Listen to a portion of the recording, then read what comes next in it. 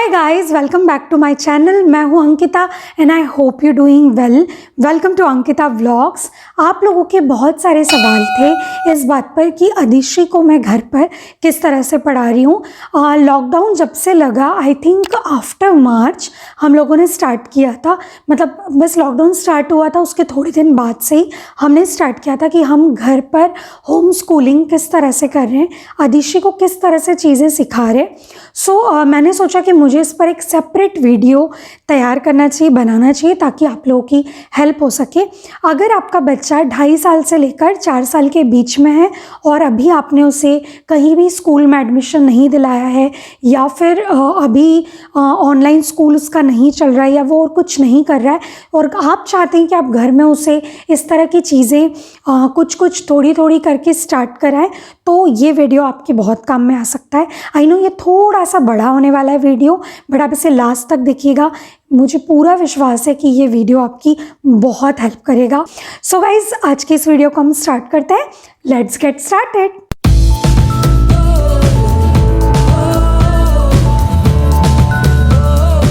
इस वीडियो के स्टार्ट करने में ही मैं आपको सबसे पहले एक चीज़ बहुत ही क्लियर कर देती हूँ, क्योंकि ये मेरी थिंकिंग है, और वो ये है कि आप बच्चे पर किसी भी तरह का प्रेशर मत डालिए। मैंने देखा है बहुत लोगों को ऐसा लगता है उन्हें जल्दी पढ़ना सिखाना है, उन्हें बच्चे को जल्दी लिखना सिखाना है, उन्हें बच्चे को एकदम परफेक्ट करना है स्टार्टिंग से। ऐसा नहीं होता है। दूसरी बात कि ये जो प्रोसेस होती है होम स्कूलिंग की स्पेशली, इसके लिए आपको बहुत ही पेशेंस की ज़रूरत होती है। मैं ये नहीं कह रही हूँ कि बच्चा बिल्कुल पहले दिन से करना सीख जाएगा, क्योंकि उसे बहुत टाइम लगता है, उसके लिए सब कुछ नया होता है। दूसरी बात, हम कहना चाहिए ट्रेंड नहीं है। स्कूल में जो बच्चे प्राइमरी से या नर्सरी में पढ़ने जाते, प्राइमरी स्कूल में पढ़ते हैं, या डे केयर के बाद वाला जो एक प्ले ग्रुप वाला जो सेक्शन होता है उसमें पढ़ते हैं, उन्हें जो टीचर्स पढ़ाते हैं वो ट्रेन टीचर्स होते हैं, मॉन्टेसरी ट्रेनिंग्स या किसी तरह की ट्रेनिंग्स लिए हुए टीचर्स होते हैं। और मैं हमेशा कहती हूँ मिडिल स्कूल में पढ़ाना बहुत आसान है, हाई स्कूल में, हाई सेकेंडरी में, कॉलेज में पढ़ाना बहुत आसान है, लेकिन प्राइमरी में जो बेसिक नॉलेज, जो बेसिक एजुकेशन बच्चे को देनी होती है, वो सिर्फ और सिर्फ जो लोग देते हैं उनका ट्रेंड होना बहुत ज़रूरी है। वो जिस तरह से सिखाते हैं, आप कितनी भी कोशिश कर लें, आप उस तरह से नहीं सिखा सकते। आप सिर्फ कोशिश कर सकते हैं, और उसमें ये होता है कि आप जो कोशिश करते हैं उसमें बच्चा सीखता है, बट बहुत ही धीरे धीरे सीखता है। आप उसके ऊपर किसी तरह का प्रेशर मत डालिए। ये मेरा पहला सबसे इम्पॉर्टेंट पॉइंट है। दूसरी चीज़, आप हमेशा एक वीकली प्लान लेकर चले। मैं यहाँ जो भी चीज़ें बता रही हूँ उन्हें आप वीकली करें। एक साथ अगर आप सारी चीज़ें करेंगे तो भी बच्चा जल्दी बोर हो जाएगा। और दूसरी चीज़ कि अगर आप उसे बहुत बहुत गैप में लेंगे तो बच्चा भूल जाएगा, उसे आदत नहीं होगी। सो वीकली प्लान करें। कोई भी चीज़ को एक ले, उसे पूरे वीक चलाइए, फिर अगली चीज़ लीजिए, फिर उसे पूरे वीक चलाइए। इससे बच्चे को वो चीज़ें जल्दी आएंगी। होम स्कूलिंग में आपको सबसे पहले अपने बच्चे को सिखाना चाहिए कि कौन सी चीज़ क्या है, यानी कि पहचानना। लाइक दिन, रात, दोपहर, अंधेरा होता है तब क्या होता है, उजाला होता है तब क्या होता है, दोपहर में हम क्या करते हैं, कलर्स पहचानना, शेप्स पहचानना, और इसके साथ साथ वेदर की थोड़ी सी समझ होना। ठंड किसे कहते हैं, गर्मी किसे कहते हैं, बारिश में क्या होता है, हम कैसे कपड़े पहनते हैं, इस तरह की बेसिक चीज़ें उसे जब पहचानना आएगी तो उसका किसी चीज़ को लेकर कहना चाहिए एक प्रॉपर एक ना उसकी दिमाग में एक इमेज बनेगी कि उसे किस टाइम पर क्या चीज़ करनी चाहिए। ये उसके पर्सनल बिहेवियर में भी चेंज लाएगी। तो मेरे हिसाब से सबसे पहले आपको उसे सिखाना चाहिए पहचानना। दूसरी चीज़ होती है स्टोरीज़ एंड राइम्स। मेरे हिसाब से बहुत लोग पहले राइम्स को लेते हैं, पोएम्स को लेते हैं, फिर स्टोरीज़ को लेते हैं। हमने दोनों चीज़ें साथ में की हैं। आप एक ऐसा बना सकते हैं कि आपको 1 महीने में आपके बच्चे को 2 पोएम सिखानी है, 1 स्टोरी सिखानी है। 1 महीना मेरे हिसाब से 2.5 से 3.5 साल के बच्चे के लिए काफ़ी अच्छा होता है। सो आप उसे 2 पोएम सिखाइए। जैसे हम क्या करते हैं, एक हिंदी और एक इंग्लिश की पोएम लेते हैं, या फिर हम हमारी जो कहना चाहिए लोकगीत टाइप से जो होता है, या हमारी जो लोकल पोएम्स है, लोकल सॉन्ग्स होते हैं, कई बार हम वो भी ले लेते हैं। तो आप उसे इस तरह ले सकते हैं। तो हम क्या करते हैं, हिंदी और इंग्लिश पे मेन फोकस रखते हैं और बाकी हमारी पर्सनल जो लैंग्वेज है, हमारी जो मदर टंग है, उस पर फोकस भी करते हैं कभी कभी। तो आपके वहाँ जो भी लैंग्वेज चलती हो, या आपने अपने बच्चे को आप जहाँ रहते हैं वहाँ किसी कहना चाहिए स्कूल में डालने के बारे में सोचा है जहाँ कोई स्पेसिफिक लैंग्वेज चलती है, तो आप वो वाली लैंग्वेज में उसे कोई भी पोएम राइम सिखा सकते हैं और एक स्टोरी। सो स्टोरी मेरे हिसाब से, पोएम तो ठीक ही है, बच्चा ना एकदम रट्टू तोते की तरह थोड़े ही दिन में पोएम याद कर लेता है, लेकिन मेरे हिसाब से स्टोरीज़ जो होती हैं वो आपके बच्चे के लिए बहुत अच्छा काम करती है। बच्चा जब वो स्टोरीज़ को कहना चाहिए कि दोहराता है, तो उसमें से किसी एक कैरेक्टर को लेकर वो अपने आसपास के और कैरेक्टर को लेकर नई स्टोरीज़ बनाने लगता है, जो कि उसके इमेजिनेशन के लिए बहुत अच्छा होता है। वो नई नई चीज़ें इमेजिन करता है, उनसे स्टोरीज़ बनाता है, और मेरे हिसाब से ना ये उसकी पर्सनल स्किल्स को मजबूत करने में बहुत अच्छी हेल्प करता है। तो मेरे हिसाब से बच्चे के साथ में पोएम और स्टोरी का एक वेल बैलेंस रखना होम स्कूलिंग में बहुत अच्छा होता है। नेक्स्ट है मोटर स्किल्स डेवलपमेंट। इसके अंदर आती हैं हमारी फिंगर्स। बच्चा अपनी फिंगर्स से सब कुछ चीज़ें जो करता है, जो मूवमेंट्स करता है, तो क्या होता है ना, उसका अधिकतर मेरे हिसाब से हम 24 घंटे में से जितनी देर भी काम करते हैं, हम कुछ भी करते हैं, उसमें हमारी फिंगर्स का बहुत ही इम्पॉर्टेंट रोल होता है। सो मेरे हिसाब से आप कोई भी ना कहना चाहिए, कोई भी सिलेबस किसी प्ले ग्रुप का उठा लीजिए, आप कुछ भी इस तरह की चीज़ें उठा लीजिए, उनके सिलेबस में भी होता है कि मोटर स्किल्स बच्चे की डेवलप करना, मैच्योर करना बहुत ज़रूरी होता है।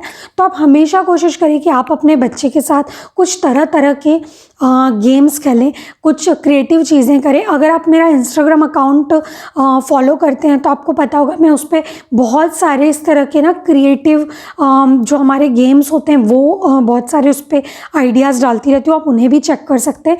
बाकी इसमें बहुत सारी चीज़ें ऐसे तो आती हैं, बट अगर मेन चीज़ों में देखें तो आप अपने बच्चे को पेंटिंग करने को दे सकते हैं, आप उसे क्रेयॉन्स दे दीजिए, आप उसे वाटर कलर दे दीजिए, बहुत सारी कॉपीज़ दे दीजिए। उसके अलावा आप ना उसको एक बड़ा सा कागज़ दीजिए और उसे कहिए कि वो बस बैठकर उसे टीयर करे, उसे उसके छोटे छोटे टुकड़े करे। इससे बच्चे की जो मोटर स्किल्स होती हैं वो काफ़ी डेवलप होती हैं। उसे आप कोई खिलौना दे दीजिए, और आप, चूँकि मैंने अभी आपको जैसे स्टोरी टेलिंग का बोला, और सेम यही कि आप उसे जब कोई खिलौना दीजिए और आप उसे कहिए कि आप मुझे इसके बारे में बताओ, तो बच्चे की ना जो कहना चाहिए उसका इमेजिनेशन पावर इतना ज़्यादा डेवलप होता है इन सब चीज़ों से, उसके सोचने के तरीके चेंज होते हैं। मतलब मैंने अधिश्री में ये जो सब चीज़ें, इनसे बहुत काफ़ी उसका बहुत डेवलपमेंट देखा, उसमें काफ़ी चेंज आया है कि आप उसे कोई खिलौना दे रहे हैं और फिर आप उसे कह रहे हैं कि चलो आप इसके बारे में मुझे बताओ, और वो आपको कुछ ना कुछ स्टोरी बना के जोड़ करके सुना रहे हैं। तो आप इस तरह की चीज़ें ट्राई कर सकते हैं। आप बच्चे को टेप दे दीजिए, जो हमारा सेलो टेप चिपकाने का आता है, वो काट के 3-4 टुकड़े दे दीजिए और उसे कहिए कि वो कहीं भी उसे चिपकाए, निकाले। ये चीज़ें उसका किसी चीज़ को लेकर सोचने का तरीका, उसका अंदाज़ा लगाने का तरीका, इन सब चीज़ों को चेंज करने में काम आता है। आप उसे 2-3 तरह के अनाज दे दीजिए, खड़े जो हमारे अनाज होते हैं, चने दे दिए, काबुली चने बड़े वाले दे दिए, छोटे वाले चने दे दिए, राजमा दे दिया, कुछ दाल दे दी, और उन्हें इकट्ठे कर दीजिए और फिर अलग अलग कटोरियों में, खाली कटोरियाँ या कुछ ऐसे दे दीजिए प्लेट्स, और उन्हें कहिए कि इन्हें अलग अलग करें।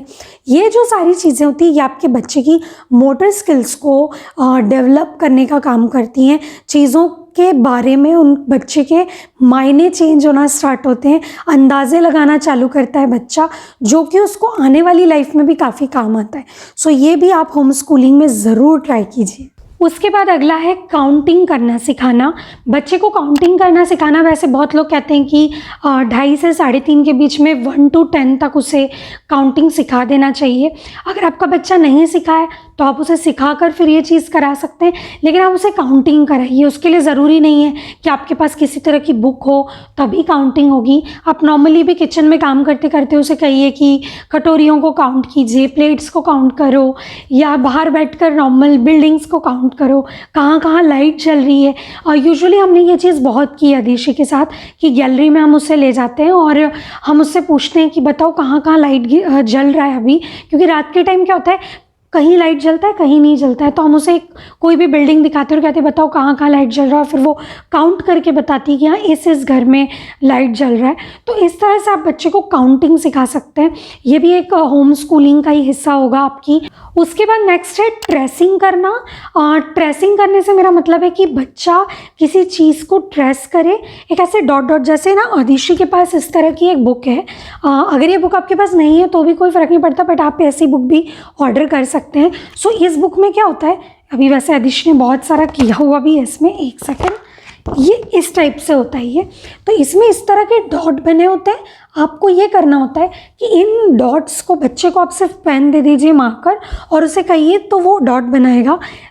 थोड़ा टाइम लगता है, लेकिन मेरे हिसाब से अगर आपको बच्चे को राइटिंग सिखाना है बाद में, तो राइटिंग को स्टार्ट करने का पहला स्टेप यही होता है।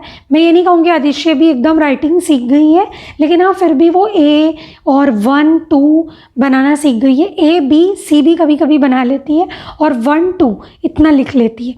सो मेरे हिसाब से जो ट्रेसिंग वाली बुक्स होती हैं बहुत अच्छा काम करती हैं। अगर आपके पास इस तरह की बुक नहीं है तो आप खुद हाथ से भी बना सकते हो, कोई भी शेप बना लो और बच्चे को बोलो कि उन्हें जॉइन करें, उन्हें जोड़े, तो ये भी बच्चे के लिए बहुत अच्छा होता है। सो आप इस तरह की ट्रेसिंग बुक या फिर इस तरह का ट्रेसिंग भी बच्चे के साथ बिल्कुल ट्राई कर सकते हो। नेक्स्ट है अपोजिट एंड सॉर्टिंग। यहाँ मैंने, आई नो दोनों अलग अलग सब्जेक्ट है, बट मैं इन्हें दोनों को कंबाइन करके आपको बता रही हूँ क्योंकि इनका आपस में काफ़ी रिलेशन है। कैसे वो मैं आपको बताती हूँ। पहले हम बात करते हैं अपोजिट्स की। आपको बच्चे को अपोजिट सिखाने हैं, पर डेली लाइफ में जो चीज़ें यूज़ हो रही हैं वो कोल्ड हॉट, या कहना चाहिए कि वेदर से रिलेटेड अपोजिट्स आप बनाकर बता सकते हैं। डार्क लाइट, डे नाइट, इस तरह के अपोजिट, ये बच्चे को आगे तक चीज़ों को कहना चाहिए समझने में काफ़ी काम आएंगे। सो आप उसे अपोजिट सिखाएं। दूसरी तरफ बात आती है सॉर्टिंग की, तो अपोजिट जिस तरह आप उसे दो अलग अलग तरह की चीज़ों में फ़र्क करना सिखा रहे हैं, उसी तरह आप उसे सॉर्टिंग करना भी सिखाइए। कोई भी चीज़ को कैसे सॉर्ट करना है, जैसे आप उसे 2-3 अलग अलग शेप दे दीजिए, यानी कि आपने उसे ट्रायंगल शेप की 3-4 चीज़ें दे दी। आप नॉर्मल कागज़ को भी काट सकते हैं, ज़रूरी नहीं कि आपके पास उस तरह का कोई इक्विपमेंट हो या आपके पास कोई खिलौना हो। इस तरह आप उसे अलग अलग शेप दे दीजिए। 3 रेक्टेंगल दे दिए, 4 ट्रायंगल दे दिए, 2 स्क्वायर दे दिए, 4-5 सर्कल शेप का कुछ दे दिया।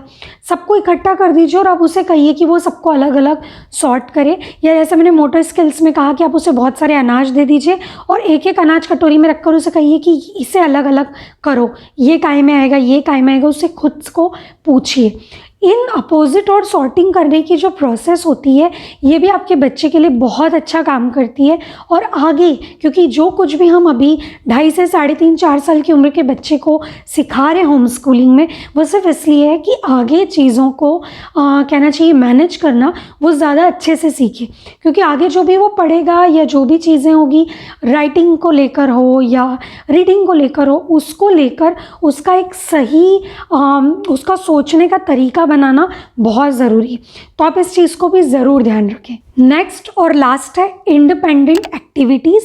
मैं वैसे इसमें बहुत सारी चीज़ों को शामिल नहीं करती हूँ, करने वाले बहुत सारी चीज़ों को शामिल कर सकते हैं। ऐसी एक्टिविटीज़ जो कि बच्चा खुद कर रहा हो। बहुत लोग शू लेस बांधना भी से सिखाते हैं या बहुत सारी चीज़ें सिखाते हैं, बट हम इसमें बहुत सारा कुछ शामिल आदिशि के लिए स्पेशली मैं नहीं करती, क्योंकि मुझे लगता है ऐसा कि नहीं, धीरे धीरे सीख ही जाएगी।